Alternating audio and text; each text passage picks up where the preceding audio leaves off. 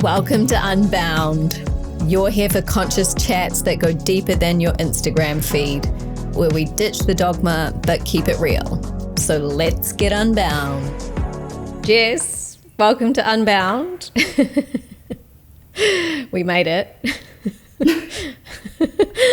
Tell me about your morning. Well, last night I was like, I might just look over a few things. I'd written some notes yesterday and I just thought, I might just like have a read through what I might want to share today and feel a bit prepared. And as I'm doing that, I just hear a massive thump. And that's my son falling out of the bed the second time. Oh. And this time, like, he wasn't crying and we were actually a little bit concerned that he had a concussion. So at 11 p.m. last night, we're like outside rousing him, waking him up. Then there's an earthquake in the middle of the night, got up. You know, I'd love to sit in ceremony for hours before coming to your beautiful podcast.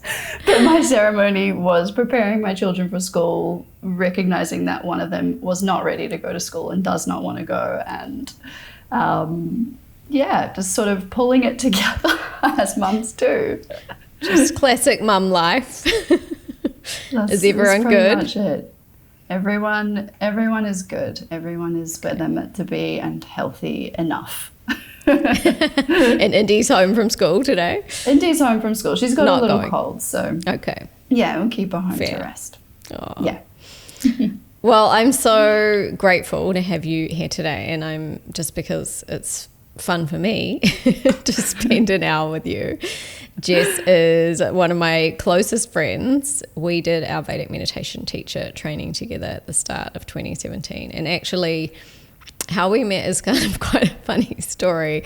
You were cooking on this course that I attended, and I had this weird experience, which I don't think has ever happened to me before or since, where I got this feeling that I had to I don't know, this is going to sound really weird. We're starting in a really weird place, but I was like, I have to go and speak to her. You just had this charm around you that I just felt I had to go and we talked. I don't even remember talking to you that much. And then I was like, I have to give her my number.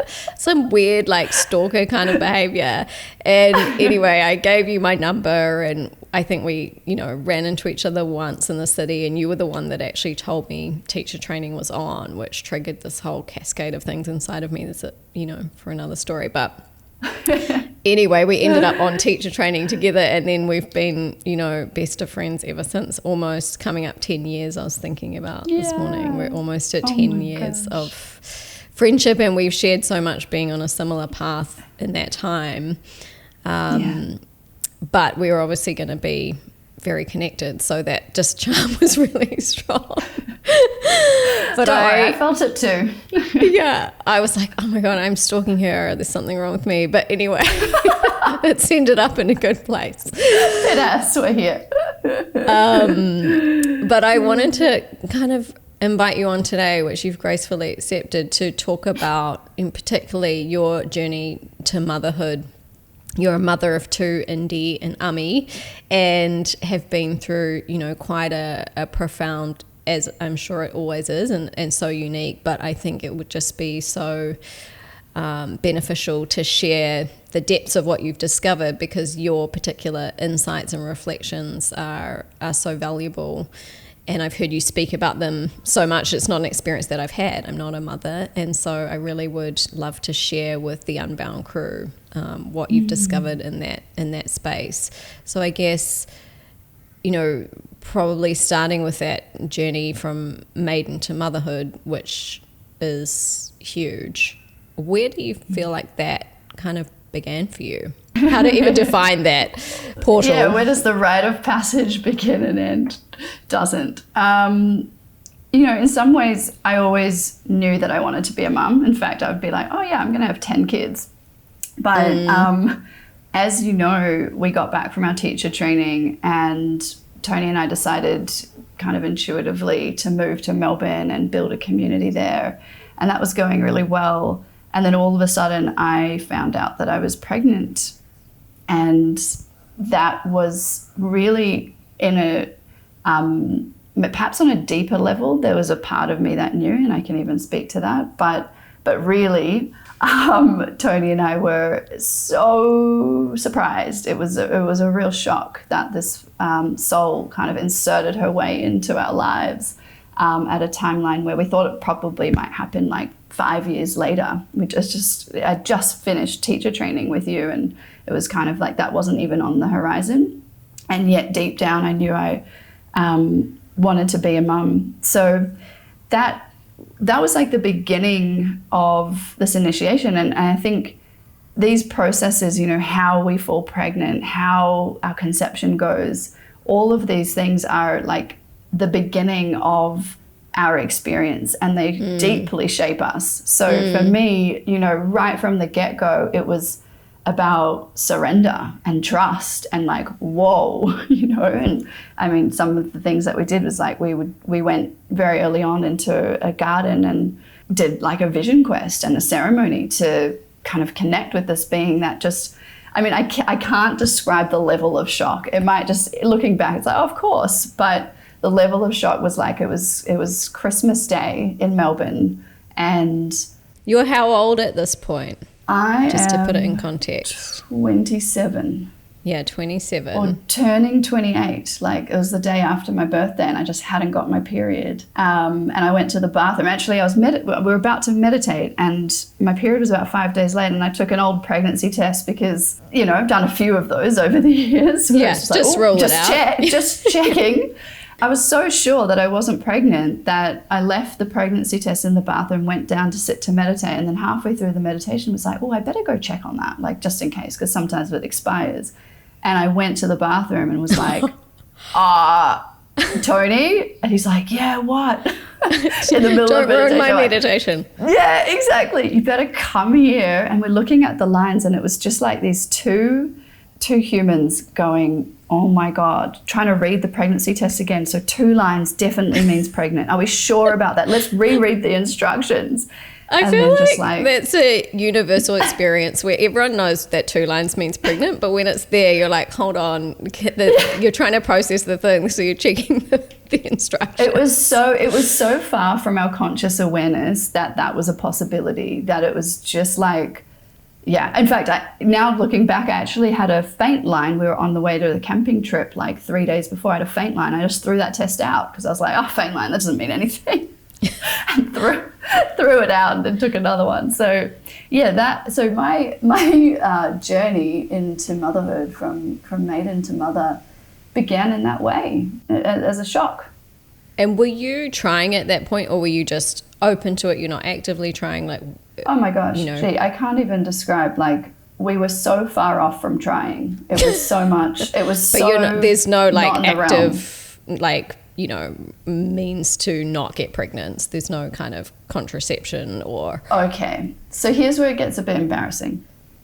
You don't have to share this, but I'm just wondering, like, you know, for context, were you like, oh, we're kind of open, but we're sort of trying to avoid it oh my gosh, at this point? Not open whatsoever. Okay. The details, you know how I would describe it? So here's the thing, is that you have your human person who sort of experiences consciousness to a degree. And in that realm, we weren't trying to get pregnant whatsoever, right?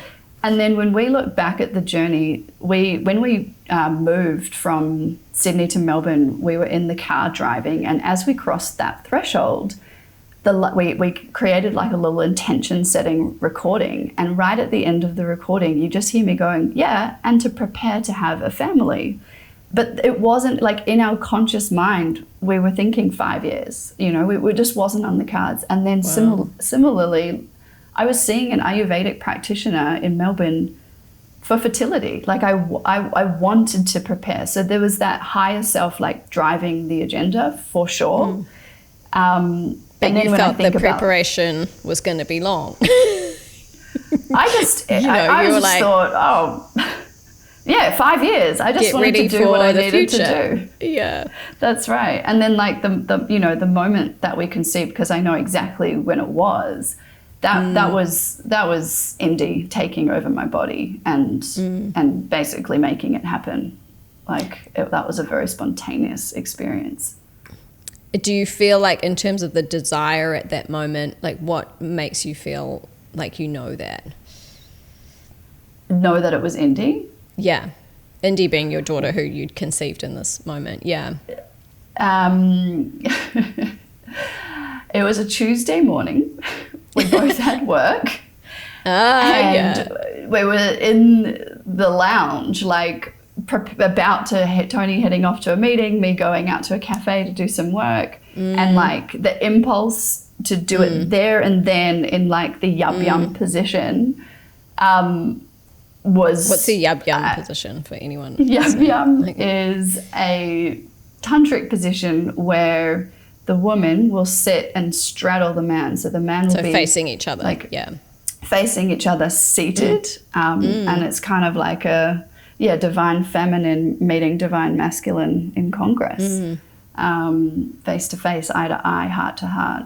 But I don't know that we'd done that position before. So like it was it all just kind of came through like this spontaneous, higher impulse driving it. But then forgot about it and then was shocked 2 weeks later or wherever that was that,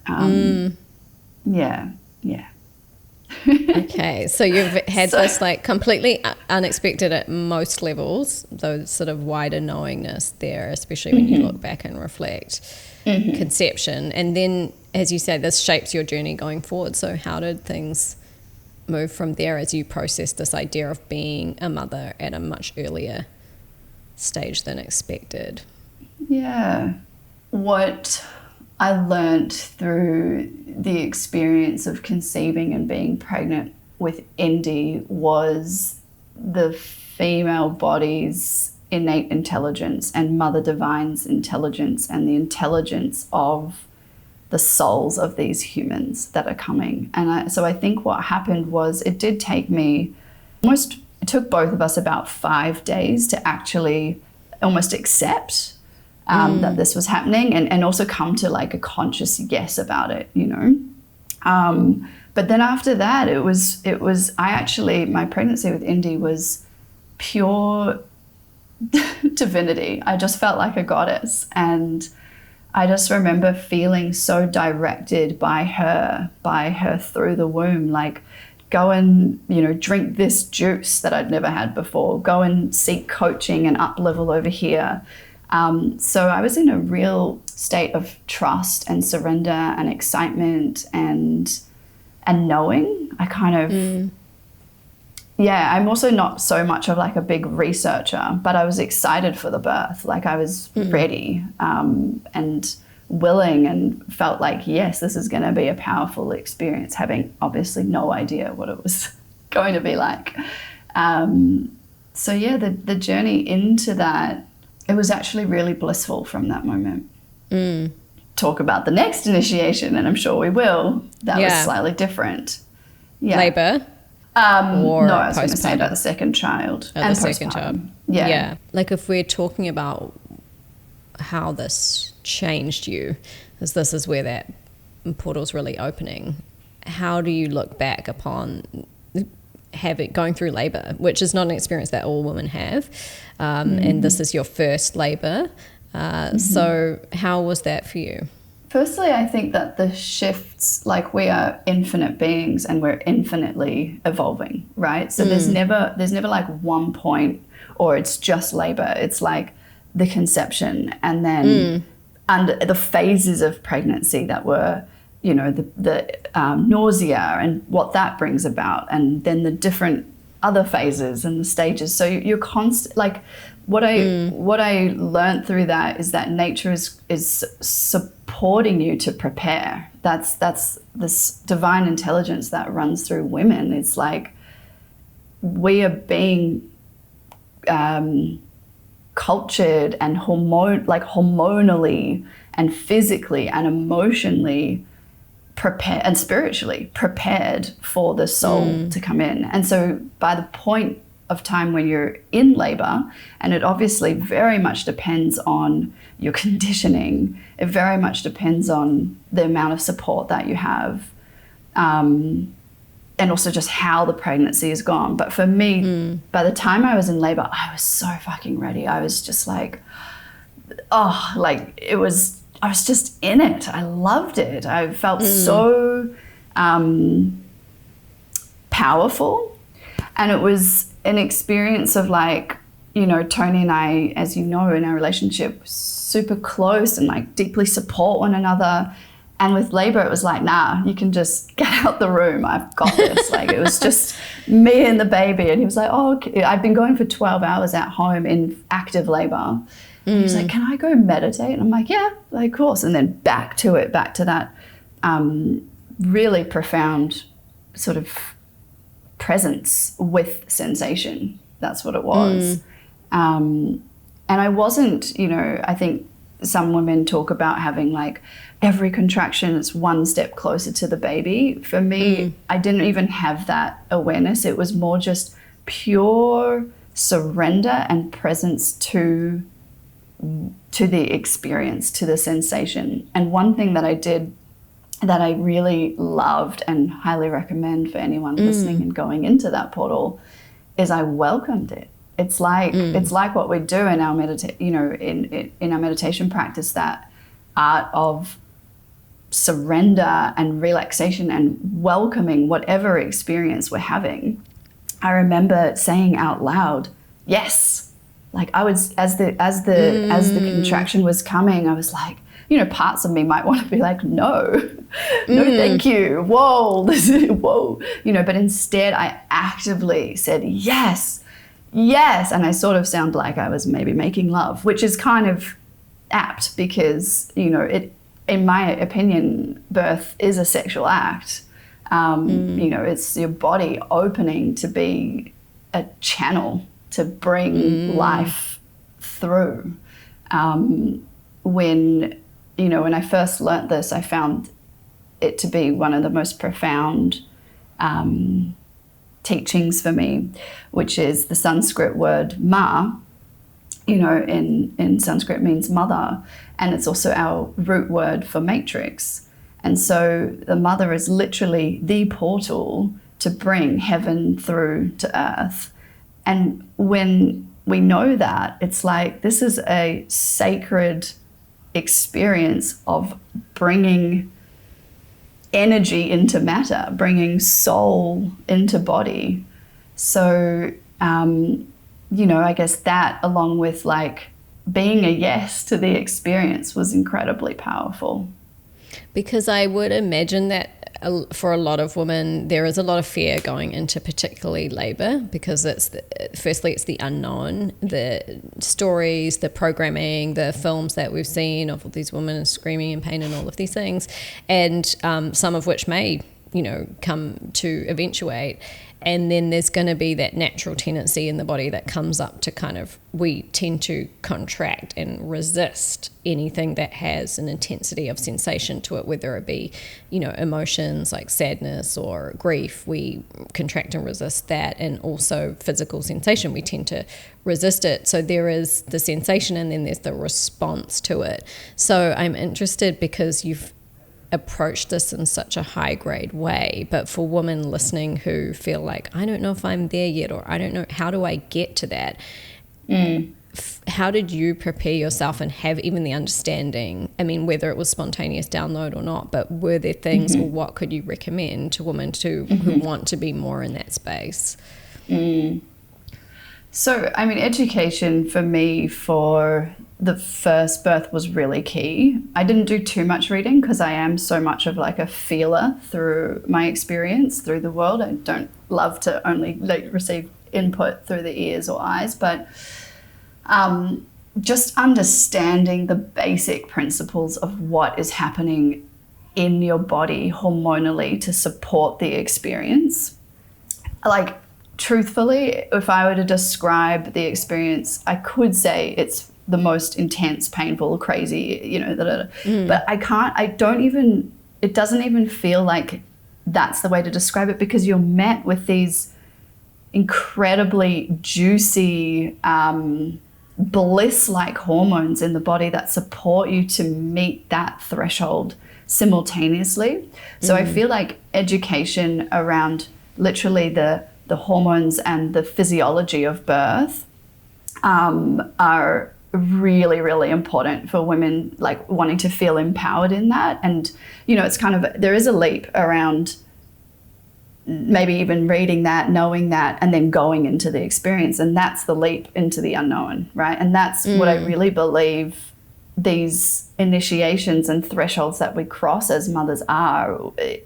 We gain so much from being in the unknown, but there's only so much we can prepare. So even knowing that, and and this may or may not resonate for other women, but like trusting a greater sense of self, trusting in a greater sense of self, and really cultivating that. I used to, in my pregnancy with Indy, I did like a ritual every day, like a whole experience of almost giving my body the feedback that I'm safe and that I'm part of something bigger. And it's so there's that. Then there's also I think the deep inner work, like whatever we have kind of got going on in our subconscious around our worth, power, creativity, resilience, vulnerability, that's going to meet us in those initiations. And so whatever deep inner work you can do around, and it's not, there's no like one formula, it's like what comes up for you, from the sort of feminine wisdom aspect. It's like, how was your first period? How did that get treated? What were the stories around you experiencing your first period? What was your first sexual experience like? What are your worldviews and beliefs and conditionings around that? Okay, now you're moving to birth. So there are things that we can do to clear and prepare our subconscious, because once you're in that incredibly open state, what hasn't been cleared, it can be there for sure. So that sounds like it could be quite a big piece of work for some people. They're like, oh my God, I'm pregnant, or I'm, looking to get pregnant. That's hard enough in many cases. And now I need to clear like all my trauma from my first period. Like how, I mean, as a gentle like pathway of just, some starting points that might be supportive. Like, did you work with a mentor? Is there a program or a course that you use? Do you have any kind of resources on that level which you'd recommend, which I'll link in the show notes as well? Yeah, for sure. So I did the She Birth course, which I highly recommend, because what Nadine has done in that course is really like a comprehensive understanding of the physiological and spiritual. It's really emotional. It's a really solid course, and I think that really helped me, and importantly, it really helped my partner almost more than me, because like I was saying before, as women, as that conception happens, our bodies and our brains are already preparing us. It really, like nature is so incredible, and yet that's not happening to the partner necessarily. And so it can be really supportive for them to educate themselves, for them to get a preview of what their partner might look like in labor, as to not be afraid of that, and the ways in which they can support. Having the right support, so it doesn't have to be, maybe we can refine that. It's not clear all your trauma from your first period, because that's unreasonable. We are these beings that are constantly evolving, but if you have an openness and a readiness and a willingness to look at what is coming up through the initiation of conception and through the initiation of pregnancy, and just meeting that with a full heart and a willingness to connect with it. Because ultimately, what is that? Like, it's old parts that haven't been heard. It's conditioning that's not even yours. So it's just an open mind. And when you have the right support in your corner, and you just need one person, to really believe in you, to really believe in the power of your body, to really believe in your intuition. I can't tell you, through my motherhood journey, probably two of the most powerful things that a mentor or another woman or a mother further down the track, or a support person could say to me is like, I trust you. I trust your body. I trust you to make the decisions for your body and your baby. You've got this. You've got this. Yeah. That is the most powerful thing to hear, because of all the conditioning that women, we don't have this, or that there's a power outside of us, or that someone else knows better, you know. So it's just really about that. And so it feels like very important to me to have the right support around. And I think, like, in speaking to different women at different stages of pregnancy and things, I think there's a lot of emphasis that's put on, you know, the baby, make the baby that most healthy, you know, take these supplements, what are you eating, and all that, very much the physical layer, which of course is relevant and very important. But I think it almost, and I'm just sort of realizing this now, is like it begins this externalization of self-sacrifice in favor of the child, and missing this important piece of the mother in the picture, which is, of course, you know, I know so many women try to take care of themselves in pregnancy, but I also see so many are still like, they need to work, you know, they may have to work right up until giving birth, and they're just like, well, I'll take these supplements and, you know, get a massage here and there, and that's maybe all that they feel that they have time for. And I guess kind of what we're talking about here is like tuning into yourself in this picture, which I just see from my work with women is a general thread and theme, not as well outside of motherhood, is that putting yourself last, not advocating for your own needs, not feeling worthy of extra. Maybe you do have some financial availability for an investment in something for yourself, but you don't feel worthy of that because you're like, oh, but then I won't be working, and I won't, this is what I hear, I won't be contributing to the family. It's like, my God, you created the family, you birthed it.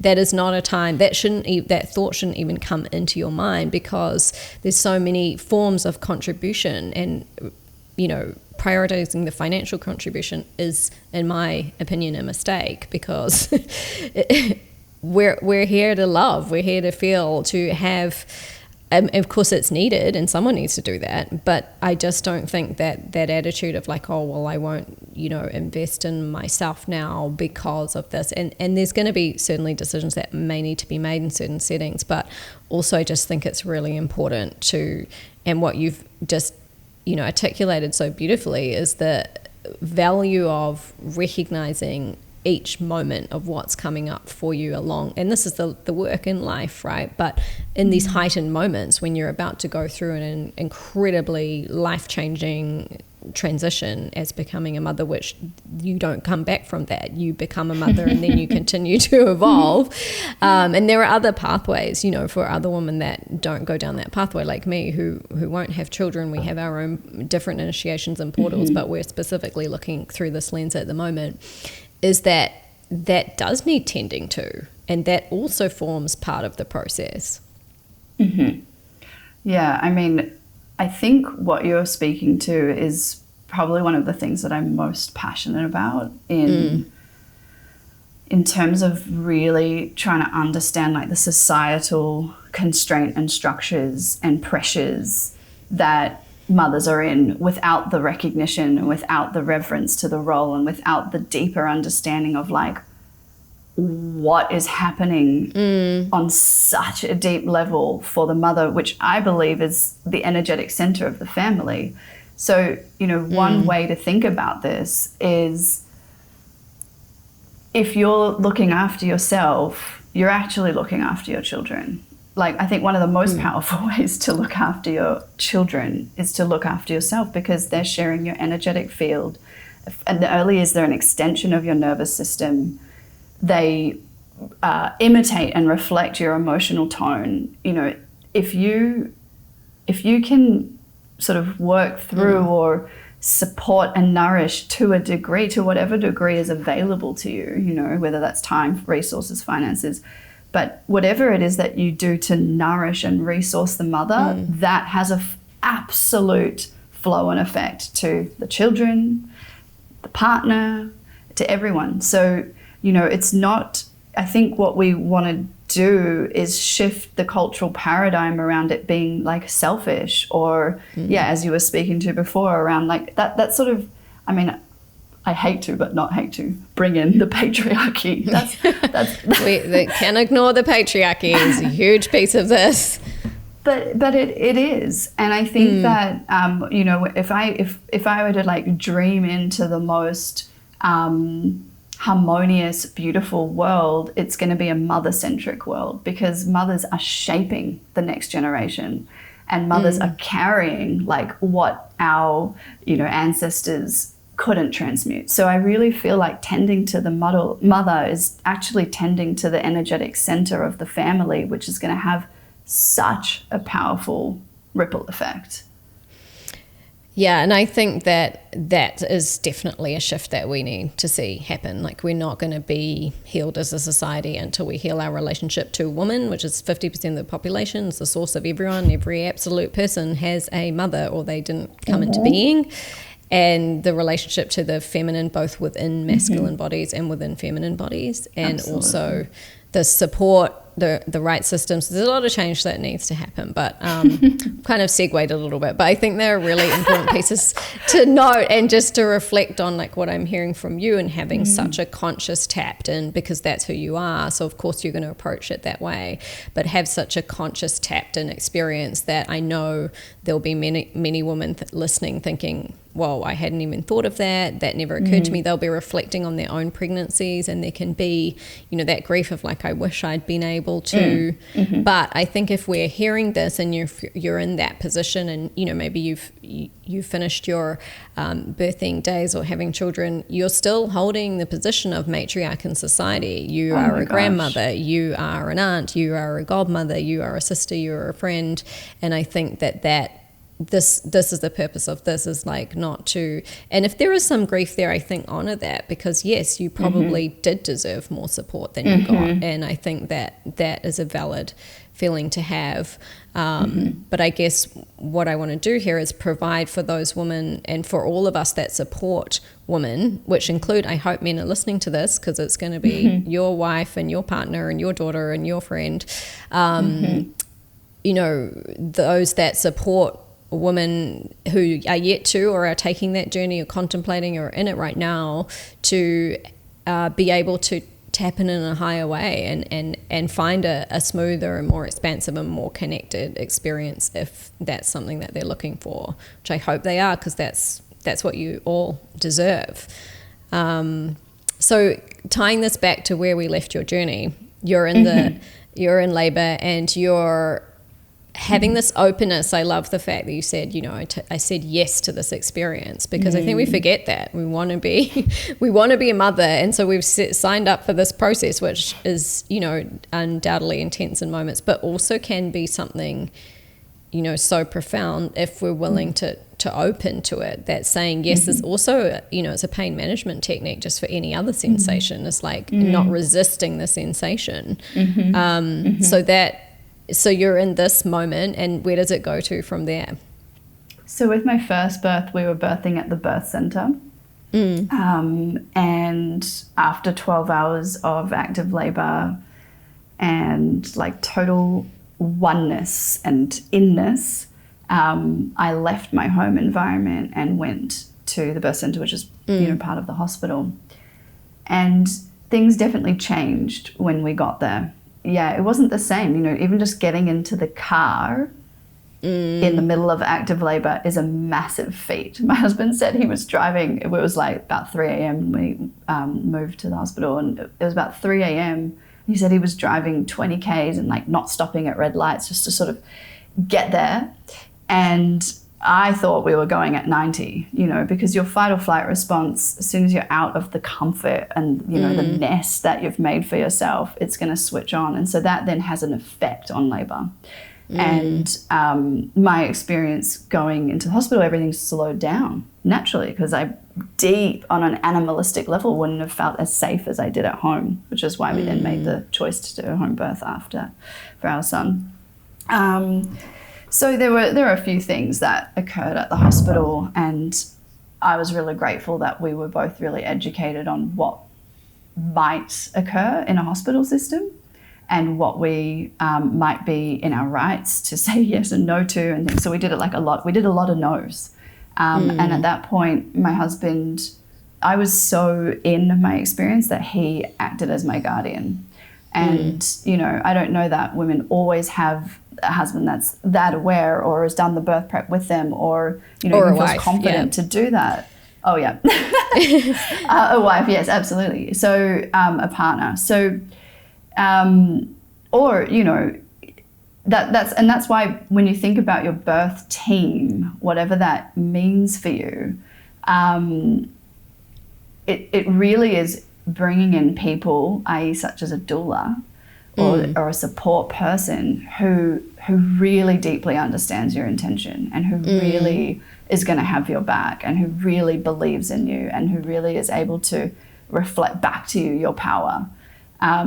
So in that time I had both my doula and my husband, and so, you know, we kind of experienced a few things, but fortunately said no to a lot of things and had a beautiful birth. And then after that, I remember lying in the hospital and just looking at my baby and not wanting to sleep because she was so cute, and just having that beautiful hormonal experience afterwards. But I also remember lying awake in the bed, almost feeling like my brain was changing. And I was like, okay. I really felt the sensations for it. Was I sort of processed for about an hour or 2 hours. I'm sure it happens consistently, but I remember being tapped in at that stage and just being like, okay, let's see, right? And that's what happens is you're a completely changed person after going through such an experience, after becoming a mother for the first time. There is no going back, as you said. Like, it's yeah, you've been initiated, and so then you're in the throes of sleepless nights. And for me, it was like breastfeeding, you know, throughout the night, alone in the lounge room, so I didn't wake my husband so that he could work, and being entirely responsible for another human who you care so deeply about. And that was very, very big, I'm sure for most. It was beautiful and connected and deep, and it was also really isolating and overwhelming and exhausting. Like, whew, yeah, brings you to your knees. You have no idea before those moments, like how stretched you can actually get. You know, I had no idea that it's possible to feel that out of self and that absolutely exhausted, and to, you know, like the mother sort of nature typically when everything's kind of in balance, it's just to give, right? You've got the milk and you want to give it, and you want to do everything and you can to support this baby to survive and thrive.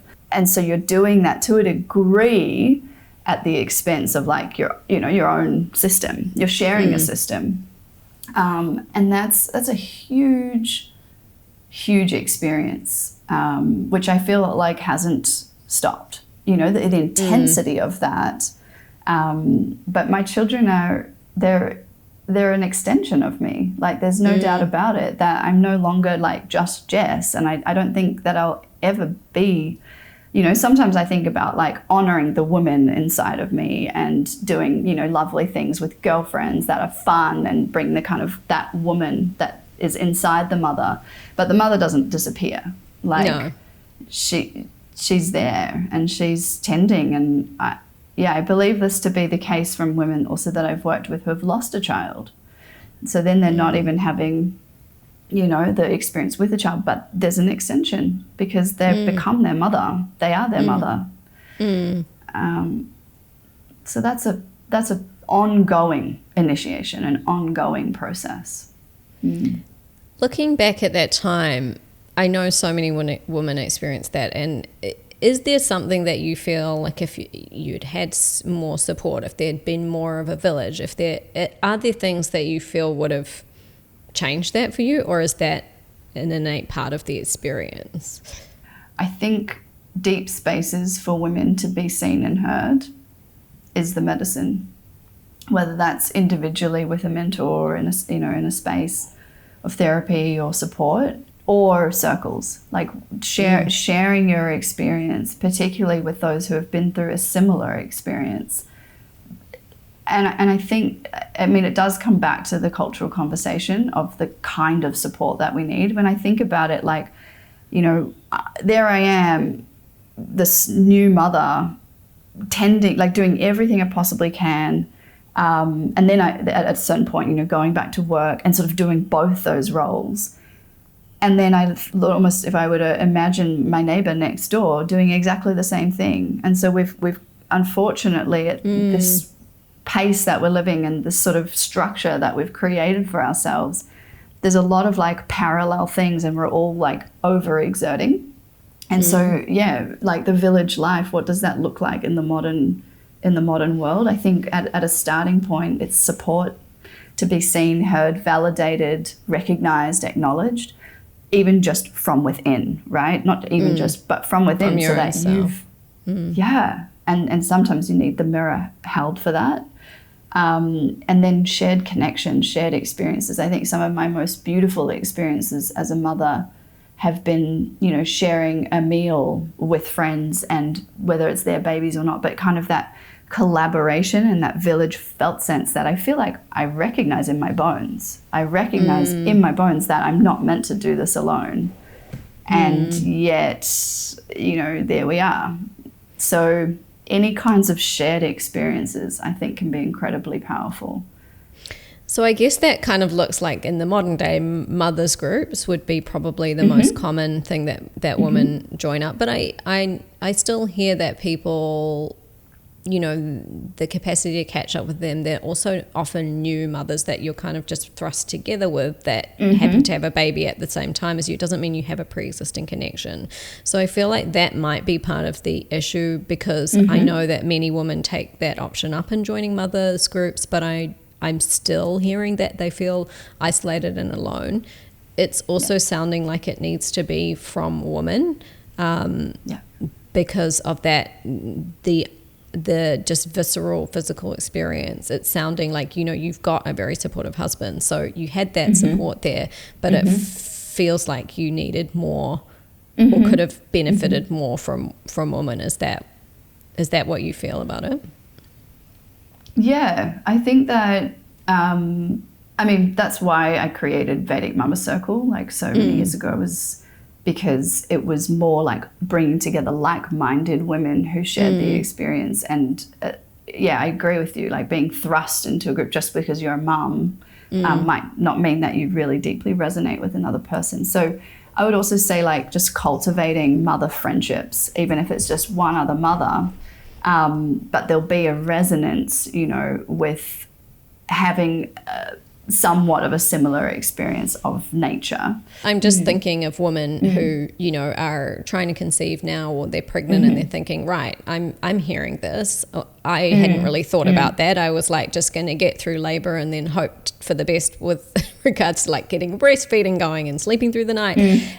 Like maybe I need to think about putting a circle in place, like seeing who of my friends are supportive mums and arranging in advance, like, hey, can I call on you? Would you come and, you know, can we arrange a once a week catch up? Like, can we preempt this? I'm just thinking of like, let's, you know, refine this process. I mean, I think that in pregnancy, you know, at least it was my experience to sort of connect with women who are pregnant, because again, you're going through, I'm having these symptoms, she's having those symptoms, but it's like, whew, you're in that together. And so that shared experience of recognizing one another, and then maintaining that friendship through, it's very challenging, because at the same time, you know, I remember with Indy, she decided probably from about 4 months that she wasn't to breastfeed in public. She was too distracted, and I really wanted to breastfeed her. So it meant that I would, wherever I was, quickly go home every sort of, whenever it was, 2 hours or so, to breastfeed her. And I remember feeling like it's impossible to plan then. Like I didn't have this agenda to plan. I didn't have as a major scope to like plan social arrangements, and mothers don't. And it's sometimes, you know, I think the classic like mother catch up is it's two mothers tending to their kids side by side. But I did find that very, very, very supportive.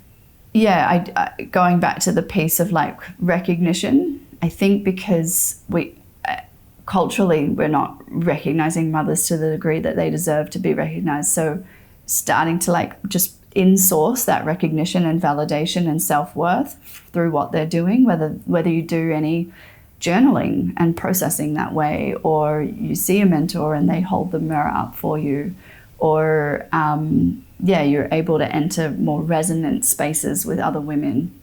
I think that I really do believe that that is the stepping stone into shifting the culture. And what do you think for you, this transition from maiden to mother, what's it given you? What have been the greatest gifts? It has astronomically expanded my intuition because I've needed that intuition to support my children and to tune in to what their system is needing, whether that's physical or emotional or energetic. I think the self-worth piece, it's an ongoing journey, but like my valuing of myself based on how I look and how productive I am had to kind of go out the window. That was a hard one. Oh, I'm not valuable because I look like, this young maiden, or I'm not valuable because I can't sort of finish the same amount of work and productivity as someone else who's not in the throes of motherhood. That's been really big. So kind of coming into like, well, where does that worth come from? It comes from within. And so that's been a huge gift and ongoing journey. Power. I don't know if we'll have time to speak about Ami's birth today, but that was a incredible initiation into my power and learning how to not give my power away to others. Yeah, let's dive into that now, because we're here in this moment. Indy and Ami, very different, very different. Pregnancies, births, like so different. Tell me about what the experience with Ami was. If you're looking to go deeper in life and find a tool for greater regulation, I'd highly recommend learning Vedic Meditation, which is the foundational practice I've relied on since 2016 and teach full time. It's an effortless practice which uses a particular type of mantra to take the mind beyond thought, rests the body deeper than sleep, and rapidly releases stress. I teach in Aotearoa in Byron Bay in Australia, but can also put you in touch with a local teacher. Reach out via Instagram at GV Meditation or via gvmeditation.com. You'll love it. Yeah. So if you're feeling like when you were hearing me talk about, I just felt like a goddess during my pregnancy. I'm sure some are feeling that. you will feel not so bad. No, it's not like that. But it was the complete opposite. I felt Ami as a soul wanting to come in as soon as I stopped breastfeeding Indy. It was almost like instantaneous. I actually saw a blue light and I connected with him and I was like, oh my gosh. And then I thought, this time we're going to do it consciously, whatever that means. This time we're going to like actively and consciously conceive and prepare, unlike the big sort of shockwave that initially happened. And what that meant was I actually sought out a Vedic astrologer, and I said, "Oh, when should I conceive?" And I kind of thought he'd say this month, 2 months time, and he was like, "Not for another 5 years or something." And I was ready. I had felt this baby there already, and he said, "If you do," and this was sort of just a misstep on his part and how he communicated what he was seeing. But he said, if you do, you'll have a miscarriage. And that, at the time, for whatever reason, for all reasons, I was incredibly gullible to that. I believe that I gave my power over to this person and totally believed that what he said. So then I was in this position of like intuitively connecting and feeling the soul of Ami deeper and deeper. But then at the same time being completely fearful that I shouldn't try. So we went on a really deep conception journey from the Ayurvedic perspective. And I needed to do a lot of mental work because I wanted to bring in the soul and I could feel him getting ready. And at the same time, that was going to go against what I was told ultimately. So we did like a really beautiful journey of preparing. And then when I conceived Ami, I felt him come into my being. It was an incredible experience. He became like a purple light, and the whole light moved around my body, and I just felt he was here. And so that was all very lovely. and then I experienced such intense nausea for about 20 weeks, where I just, for about 2 or 3 weeks of that, I just cried on the couch, because I physically couldn't move, but I could sort of bust out a little cry from time to time, and that was my experience. And it was so debilitating and so intense. And simultaneously, I think I felt very inward, I think partly affected by this experience, but just very not the same. Not here I am, this pregnant goddess, like ready to share myself with the world. It was kind of like, I need to conceal this and keep inward. And so that was the energy of the pregnancy. And then I had like intense sciatica, and I had this spasm in my third trimester. For the whole third trimester, I'd have these like bouts of almost labor pains, but without the juicy hormones, and intense spasm, where my midwife didn't know what was going on. So it was just this like incredibly grueling one thing after the next initiation. And it felt like, again, and this is that higher perspective that can be helpful if we connect to it. I felt, okay, good things are happening. Okay, the soul of this baby is very powerful, and he's reorganizing things, but he's doing it in a way that was creating, at least for me, a lot of suffering and a lot of very, very intense experiences. And then the day that I went into labor, I remember Tony and I sat on the couch and we looked at each other, and Tony said to me, if he came today, we didn't know it was a boy, but we did know it was a boy. If he came today, I'd feel completely ready. And I said, me too. And then I walked to the bedroom, and I felt and heard sort of a slight break in my waters. And I was like, oh, okay. So that journey then began, and it was an incredible, so we were basing ourselves at home, and Indy came in during the labor, and I had prepared her and said, if you wake up or if you hear me, when the baby's coming, you're going to hear me sort of say like mooing sounds, because I'm very vocal when I birth. Like, I love to use sound. That can be a very, also pain management, but empowering way, because also your whole facial structure and your jaw is connected to your pelvis. They mirror each other. So the more that you're open and relaxed and free in your jaw, your pelvis can open too. So I prepared her that I was going to moo. And then we did some moos together. She came in and she was like, Mom, you sound like a... And I was like, well, it's coming. Moo! And just sounded with her for a little while. And then she went back to bed, and I moved into active labor. And I remember feeling, and I want to share both, like sort of all aspects of this birth, because it kind of had everything. I remember seeing that light again, and I actually saw it sort of at the crown, and feeling like he was dancing with me and coming through, and the light was coming down and down. And so I used that same tool and process of welcoming it, but this time I felt like I was really welcoming and speaking very directly to him rather than just the sensation. And I was like, yes, baby, you're coming, you're doing so well. And like I felt very much deeply connected to him. I felt very sensual. I felt a little bit like I was on drugs at a festival.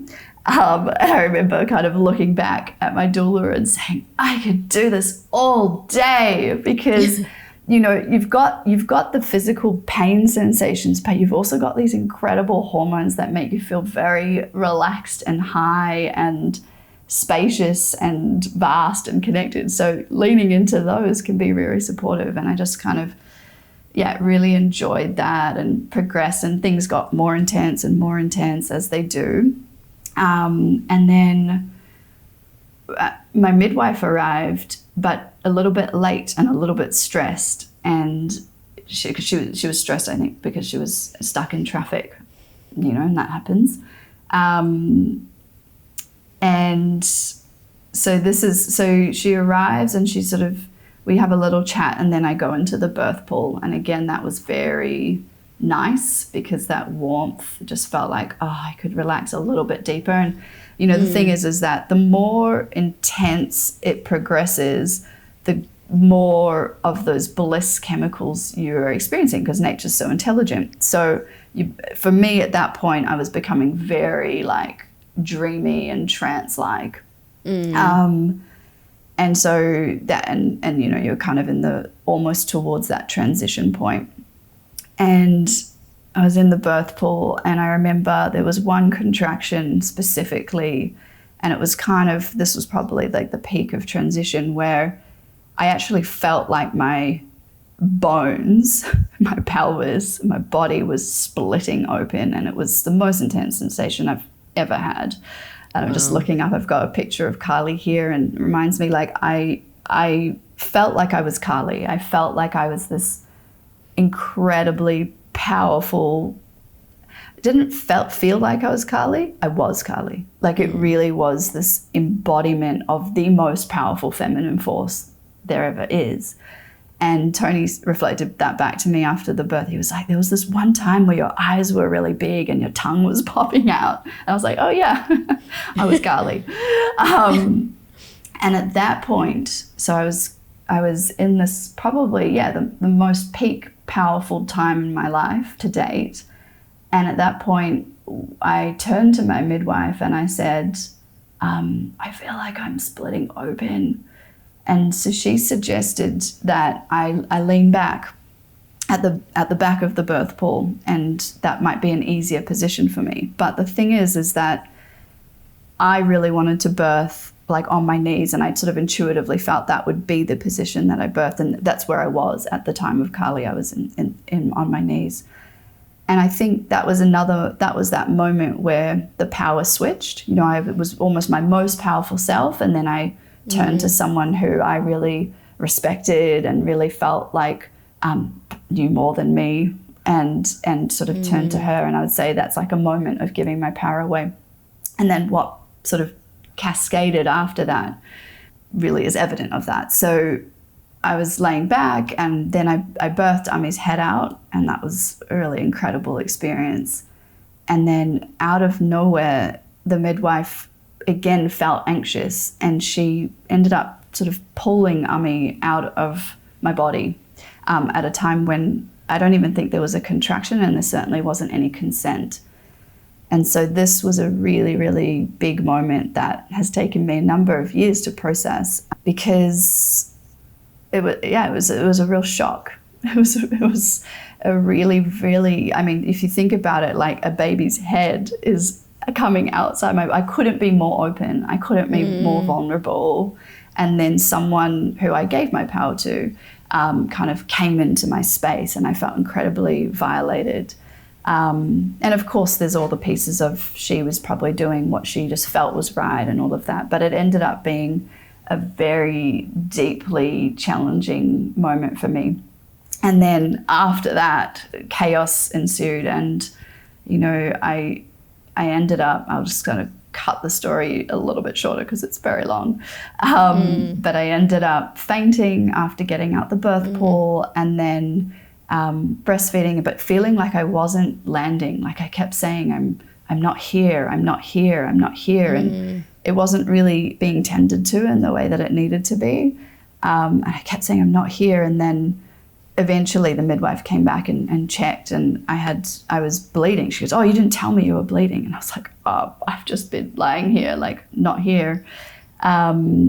And anyways, within about 5 minutes, she'd tried to give me the drugs to stop the bleeding. She'd called an ambulance, and off I was being transferred to the hospital for a clot to be removed manually with the doctor's hand.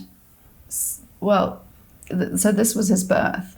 This was this experience of like extreme power, expansion, connectivity, sensuality, trauma, disempowerment, vulnerability, shock, and all the things that happened, after that. So I think that that was a very life-changing event for me, in the sense that I experienced trauma, but I didn't really realize I'd experienced trauma.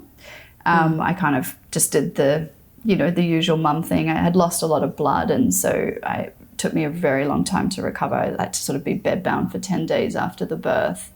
And then I was, again, in the throes of becoming a mum for the second time, now with another child, and kind of like learning how to stretch myself and expand to hold everyone. And at the same time, on a very, very, very deep layer, unraveling and really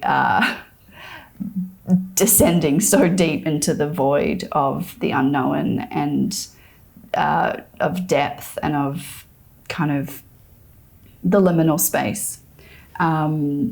I had a baby also who was very high needs and sensitive. He had reflux, and so we had all sorts of challenges that kind of came off the back of that. And I think that both of us, both him and I, were really deeply affected by that experience.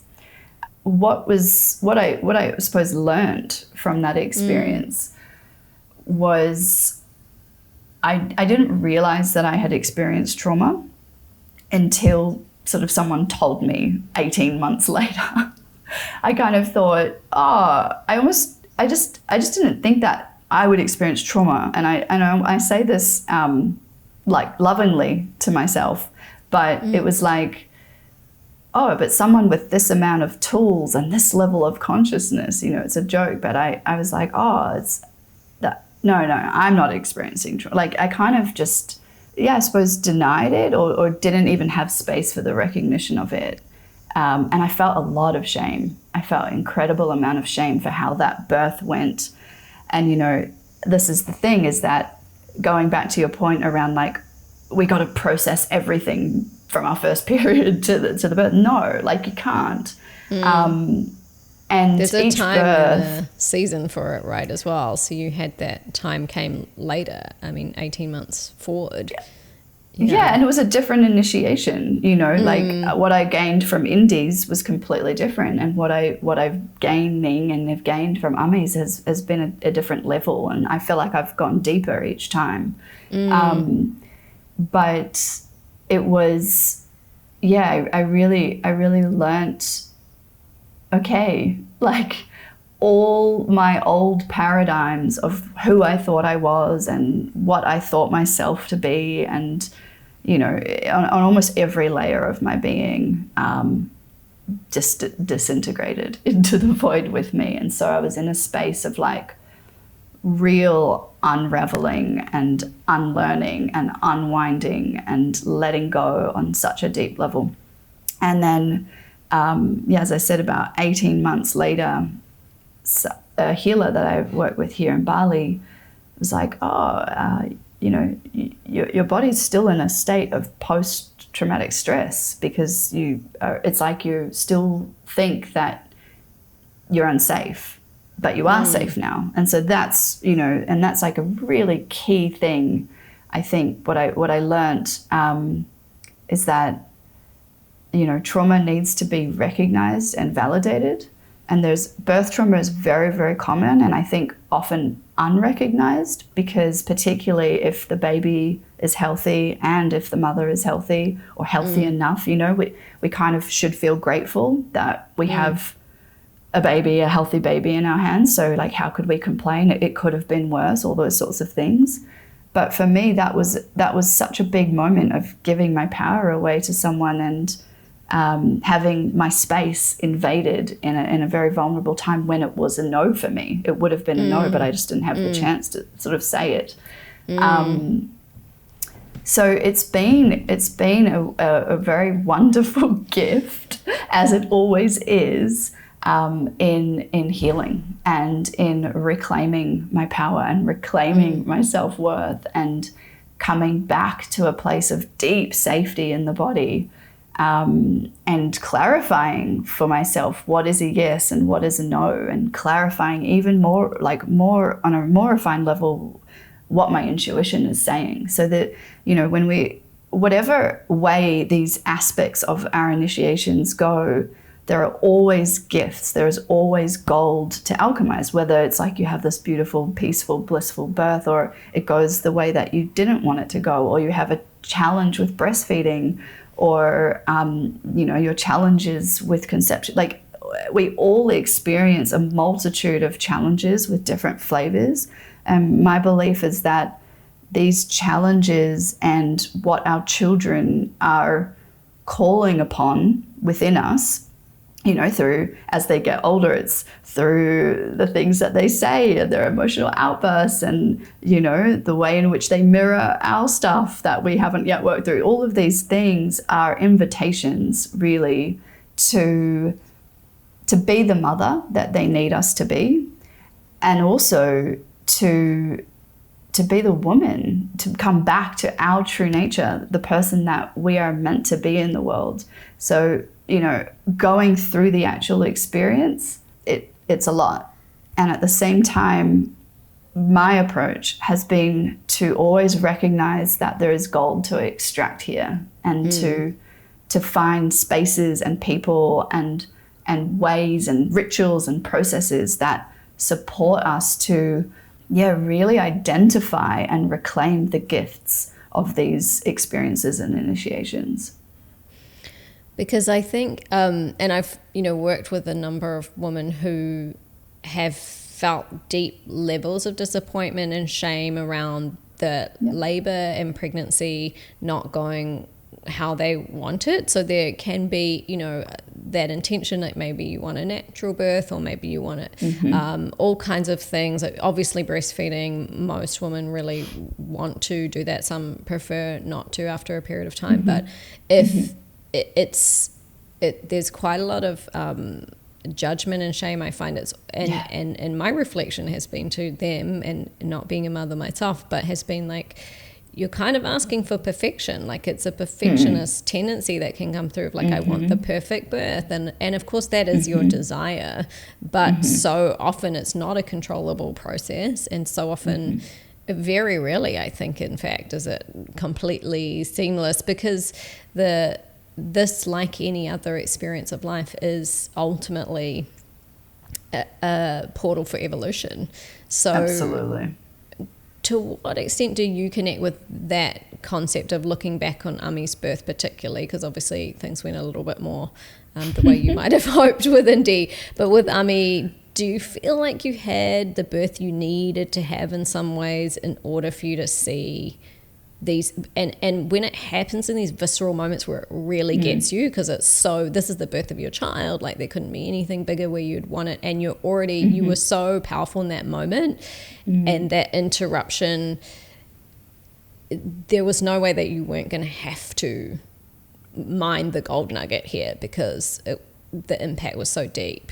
Does that feel like something that you align with at this point?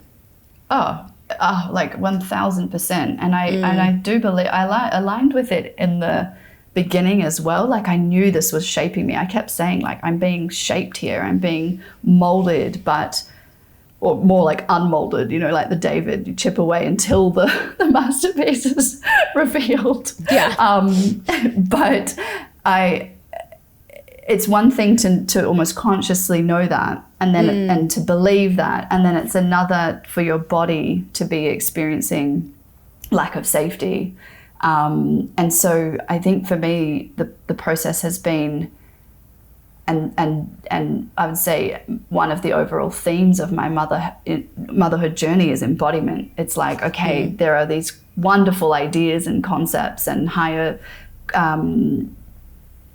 high grade ways of looking at things and perspectives, and it's like, how do we then like pull that through the body and live it and breathe it, and for that to be really deeply true for us on a cellular level. And that was the contrast for me, is that I knew all of that at the birth of Ami.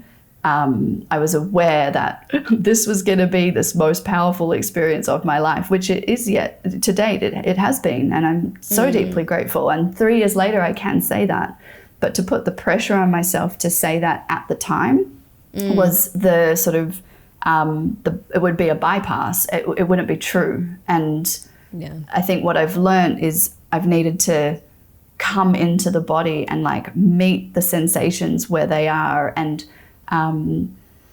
really hold the parts of me like you shared before, of like really honoring the grief that might be there of what I needed that wasn't given at the time. That's true.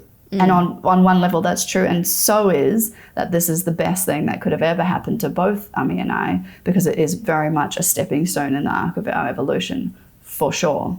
That story is so huge. There's so many pieces to it. I also really can feel the sense of you know, being the matrix. Like you had that knowingness already, and it was something that you'd already kind of felt before, but then you got to experience and witness it in a way I think that isn't true for many people, that just happen to be your capacity to see on that subtle level this blue light being Ami's soul literally coming through your crown and into the body.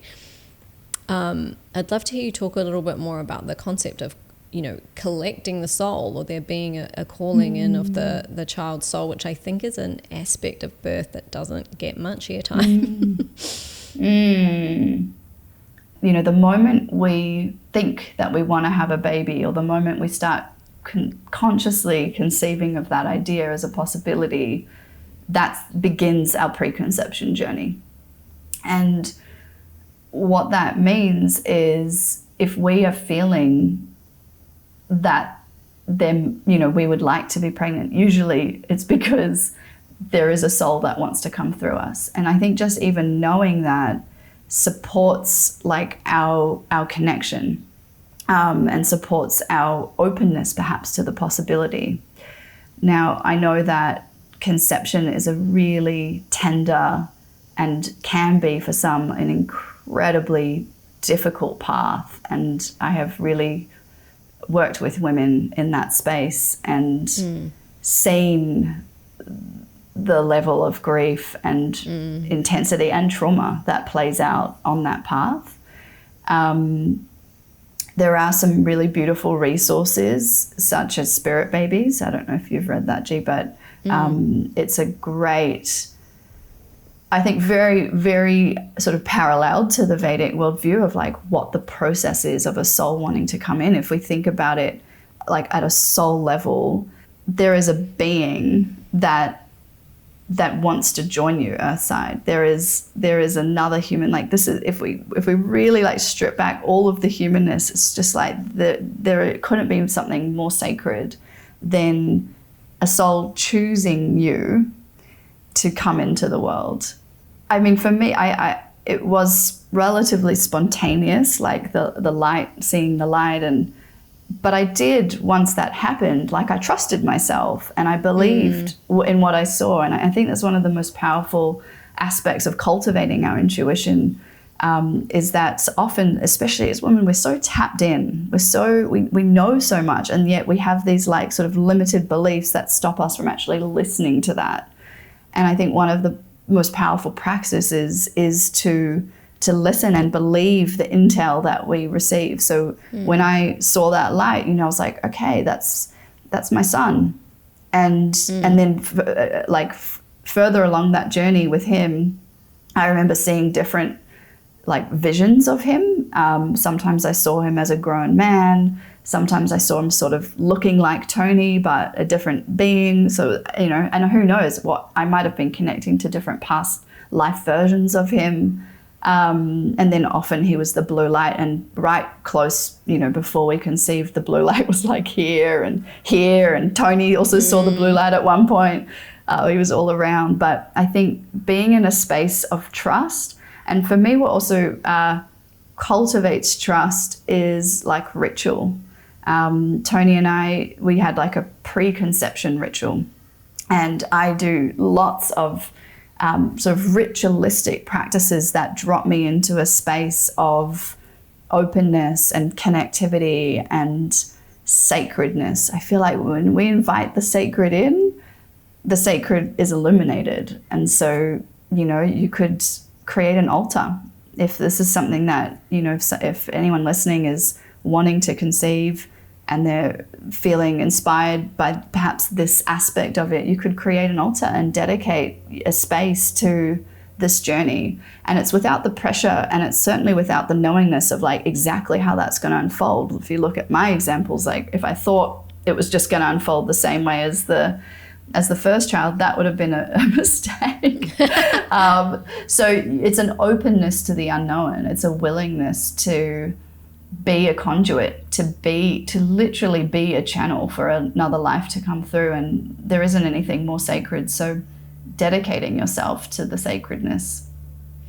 And I think, that altar rituals, I think can sometimes feel a little bit challenging for people depending on, there may be no exposure to that in your life, or it's not something that you felt particularly connected to, but it could just be a sacred space where, elements of nature you bring in, or pictures of women in your lineage, or any kind of, divine or universal connection, or a crystal, or a stone. Candle. It could be anything that means something to you, just rather like setting the space aside for that. And also I think ritual is something that we probably don't do enough of. It really does bring you into the heart, is kind of one of its highest mechanisms, and it doesn't need to be something that you need to necessarily be trained in. You can just take a moment and write and light some incense, light a candle, and just sit and be in a space of receptivity. That's a ritual. Absolutely, as well. That's what I mean. For those that have maybe never considered that, whether they've done a ritual or not, that it could be something as simple as that, right? Absolutely, of course. That's exactly what I mean. I don't mean anything fancier than that. No, I just wanted to articulate like what would some of your rituals look like, because people, I think if they haven't done it, they're like, well, I'm not a person that can do a ritual, I'm not some like shaman or facilitator of some kind, which you don't need to be necessarily. No, fresh flowers that reflect your inner beauty and nature's beauty, a candle to bring light into your heart and into your home. Yeah, I love that. And what about women who feel, because a theme in your life, particularly, you're so tapped in on your intuition, and I think you continue to refine it, and this experience with Ami took you even further into like greater levels of empowerment with what you are feeling. But women that don't feel connected to their intuition, and I've had this question specifically with some woman that I'm working with, and I mentioned I was doing this podcast, and this question came through, which is when you become pregnant, there's just an influx of information. There's fear that there can be fear. If I don't do the right thing, I could harm the baby, or I could have a miscarriage, or this idea that you are somehow at fault for that, which I think is largely a mistake in most cases. But, it can be really hard to connect with your intuition particularly when you're already, and we've just been talking about this process of outsourcing your power, which gets largely outsourced in a lot of ways to the medical system, to medical professionals. And I'm not saying in any way that you wouldn't want to seek medical advice and support, but in addition to that, because there's this moment where someone that you connected with, an astrologer, tells you you've got a chance of a miscarriage, and yet your intuition's overriding that is what was happening, which is like, now is the time for your child, forget what this person has said. And I will say I don't really recommend that style of Jyotish, as many of you know, I practice Jyotish. It's not something that I would ever say to someone. However, maybe there were higher benefits in the sense that you really doubled down on your prep, and who knows what was being organized there, but you had to, ultimately what you were able to do, which was to go with that intuition. I think it was going to override everything anyway. But what do you recommend for women who find it a little bit more challenging to connect with that subtle impulse? Yeah, beautiful. Love this question. What I would say first is intuition is a feeling. It's a felt sense, and we feel through our body. We feel through our heart, and we feel through our body. And so anything that a woman can do to almost like declutter the mental noise, which is a combination of our own conditioning and stuff that we're bringing to the moment, as well as these external noises, voices, opinions, barrage of information, anything that we can do to declutter that and drop more fully into ourselves. And for me, the body has been an incredible vehicle for this. Simple things. And I remember discovering this pregnant with Indy, and it was sort of like the first, I would say, aspect of my initiation in more deeply into my body was swaying my hips. It sounds like it's unrelated, but I remember just like putting on some music and swaying my hips and starting to feel like all of that noise that was up here that, so many of us live inside the head, the voices, multiple of our head, and coming back into like really where my womb was, right? That's where the baby is, and that's what was guiding this whole thing. So bringing that awareness like deep down into my hips, swaying my hips just ever so slightly, starting to feel the sensation there. It's like how I perceive it is it's like building an intelligence system, another intelligence system. So, our mind, it's not that we should never ever use our mind, but we have another intelligent powerhouse being our heart center, the place from which we can receive and feel. And we also have our womb as women.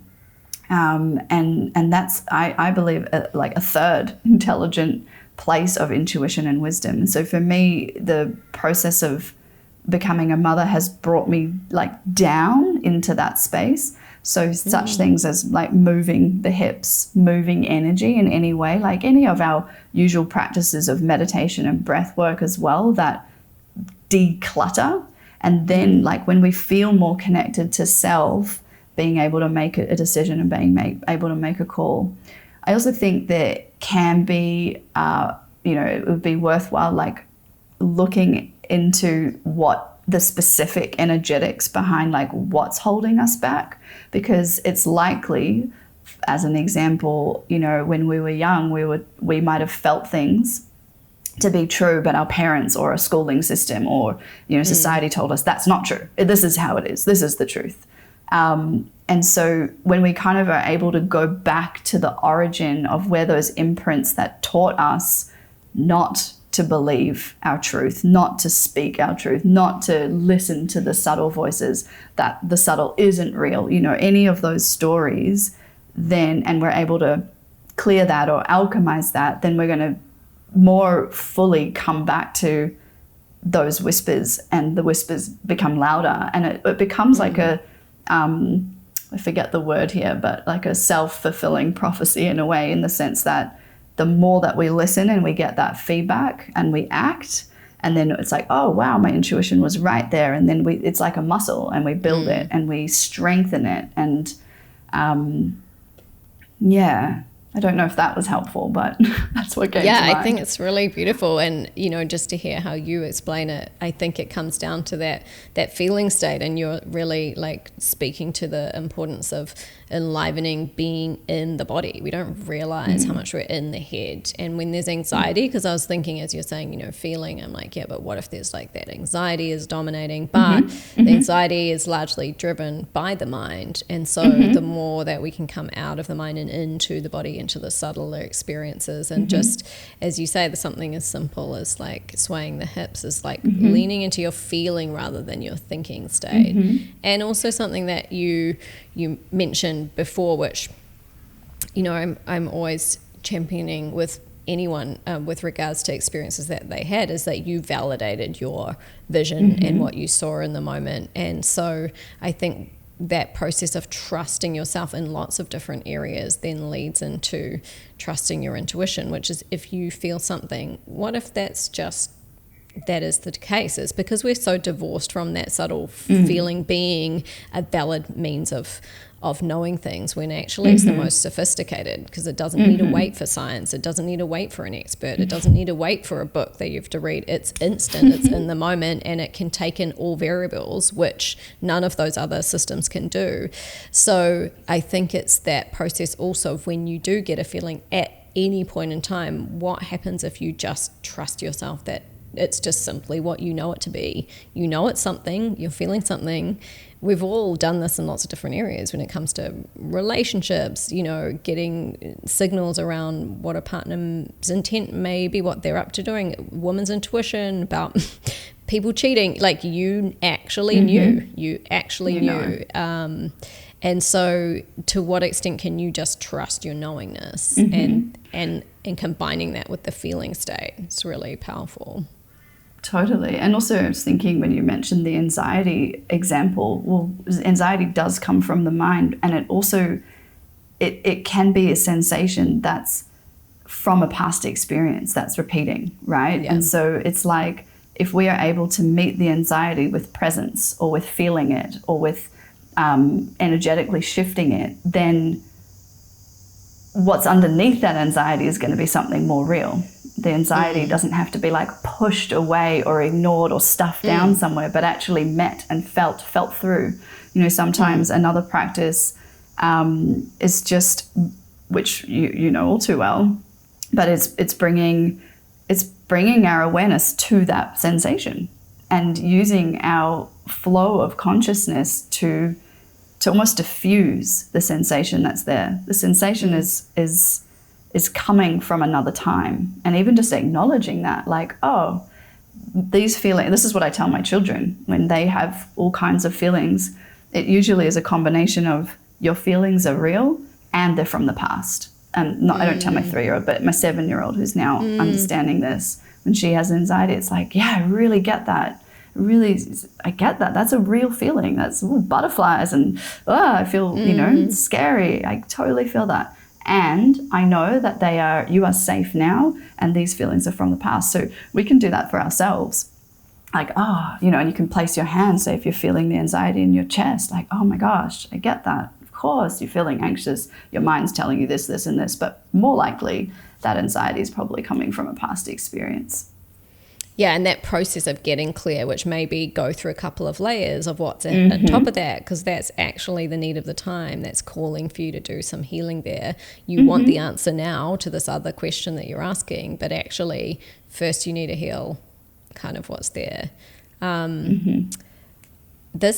You've just got so much wisdom in this space, and it's been so beautiful to hear you articulate that, and I'm sure we'll have follow-up episodes to this, because we've barely covered any ground. I feel like there's a lot more I want to talk to you about parenting and the way that you're talking to your children about these things. I know that already I can feel all your questions. Yes, I am going to do it to everyone who's going to reach out and ask me. But I guess I'd love to hear, you know, how can people connect with you? What are the offerings that you have? One of your modalities that you're working with is the Vedic method. Can you just speak to a little bit about how you might be able to support women as well, if you're feeling connected to Jess, or you're going through some of these particular aspects of life and you are looking for someone, in what ways are you available to work with people? Oh, thanks, love. It's interesting, the timing of like Ami. After he was born, I really felt drawn to this modality that I'd been receiving work with since I had Indy. And OVIR is a specialized kinesiology. So OVIR stands for your original vital essence restored energetically.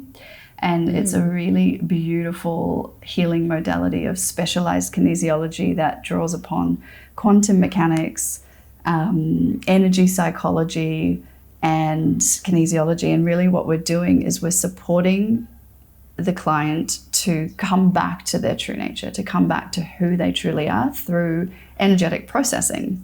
You know, like we've sort of touched on in the podcast, so much of what we carry is from our past. It's from impressions that caused us to believe certain things about ourselves, limited beliefs. It's caused us to have limited beliefs about the world around us. And so what we're really doing is we're very precisely going back in time to those original points where the imprint was first impressed upon the system, and letting it go. We're clearing it through like beautiful somatic techniques and deep listening and meeting old parts. It's a real energetic shift, I think, as well. Like it's a way of like kind of clearing it from all levels is my experience from having a couple of sessions with you.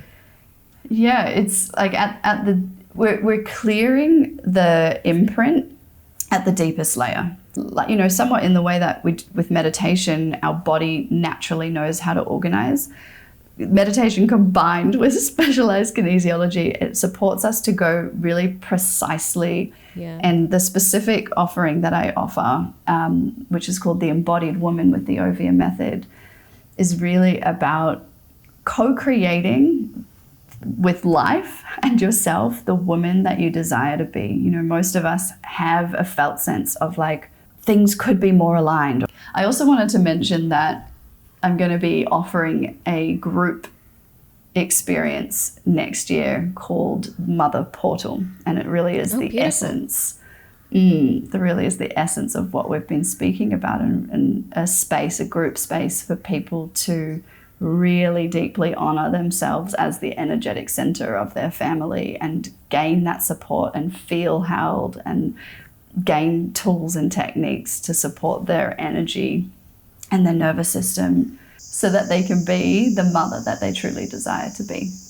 Oh, I love that. And it's so beautiful that you're creating these spaces and offerings and resources that, you know, really do support the woman and the feminine and the mother. And so we'll put in the show notes how to reach out to Jess and keep connected with her. Probably Instagram is where you'll see, and her mailing list, where you'll get notified of when that comes live and what her availability is for her Ovia energetic sessions. I've done a couple, they're really powerful. So if you're feeling called, highly recommend diving into that. Thank you so much for being here with me today, Jess, after an earthquake and falling out of bed. I mean, this really speaks to, the resiliency and the constant capacity to adapt as the woman who, you know, literally is doing it all and just has to sometimes. But thank you for being here with us today and sharing so beautifully of yourself and all of the, you know, really just beautiful, intimate, vulnerable moments within your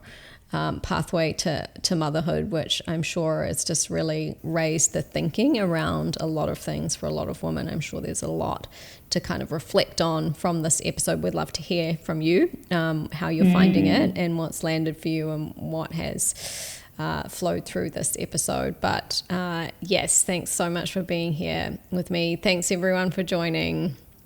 Thanks so much, G. It was such a pleasure to be here. My pleasure. Lots of love. Bye everyone. Thanks for joining. Thanks for getting unbound with us today. We'd so appreciate it if you could take a moment to leave us a review and to share this episode with anyone who you think could benefit. It helps us to keep these conscious conversations flowing. Don't forget to subscribe so you don't miss an episode. See you next week.